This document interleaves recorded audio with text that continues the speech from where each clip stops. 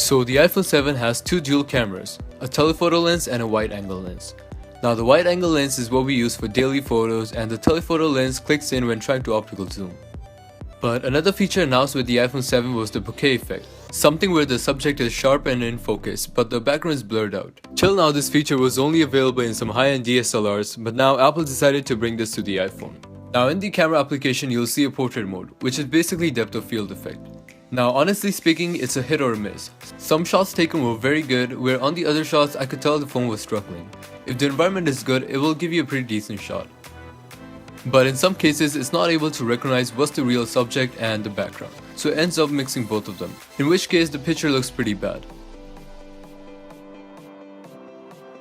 Now every time you take a picture, it saves an original copy without the blur added and the other one with the blur, so you could go back and compare both of the pictures.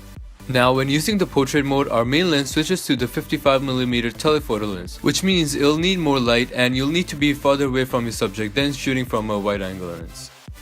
So this feature is strictly for outside daylight shots with proper sunlight.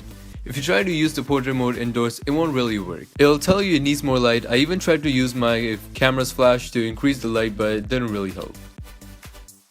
Shooting outside, you can't be too close or too far away from your subject. Since the blur is rendered with software, it's something you could do in Photoshop and all that, so it's really a hit or miss. Some shots are incredibly good, but for most part if you zoom in you'll see some imperfections. Now this feature is pretty good when it works, and might improve later in the future with some more software updates, but for now, I wouldn't really recommend buying the iPhone 7 just for the portrait mode. And yeah guys, that will be it for today. If you like this video, make sure to share it with your friends and subscribe for more content, and as always, thanks for watching.